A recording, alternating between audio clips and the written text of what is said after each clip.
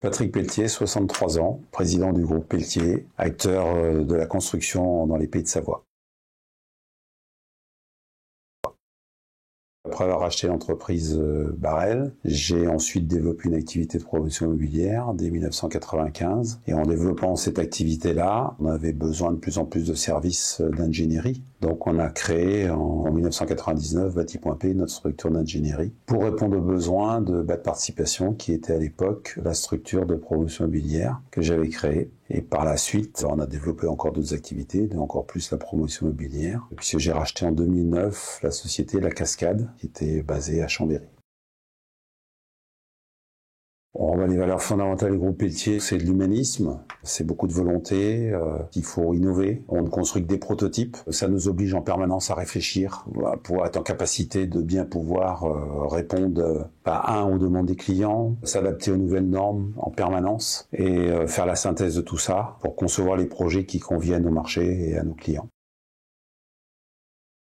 Puisqu'on fait que des prototypes, on innove en permanence. On a des normes qui évoluent dans le temps. On essaie de réfléchir pour répondre à nos problématiques. Donc c'est pour ça qu'on a développé de nouvelles activités sur l'industrialisation du bâtiment, avec des brevets sur des produits particuliers qui sont des panneaux de façade, qui nous permettent de faire des bâtiments passifs ou BEPOS. Et puis l'industrialisation encore plus poussée, puisque les panneaux Elmer, c'est de la préfabrication en 2 dimensions. Et donc l'idée, c'est de faire maintenant de la préfabrication en 3 dimensions, faire des volumes complets en usine qu'on assemble après sur des chantiers. Et donc c'est ce qu'on appelle la construction hors site, 3 dimensions, et avec une nouvelle filiale du groupe qui s'appelle FAM 3D, qui devrait nous permettre de proposer à nos clients des produits moins chers, donc plus vendables.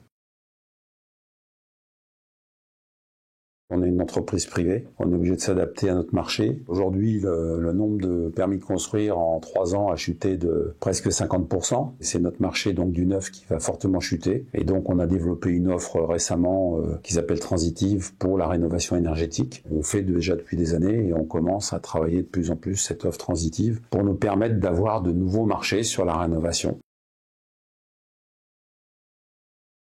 Aujourd'hui, effectivement, notre raison d'être, c'est penser et construire le bâtiment de demain, avec les zones d'innovation dont on a parlé précédemment. Et ça demande beaucoup d'intelligence, beaucoup d'exigence, de la part de nos partenaires et aussi en interne. Rien n'est jamais terminé, c'est un positionnement. On doit être en capacité de répondre à toutes les éventualités, à tous les problèmes qui sont posés devant nous, et qu'on soit exigeant avec nous-mêmes pour trouver les solutions.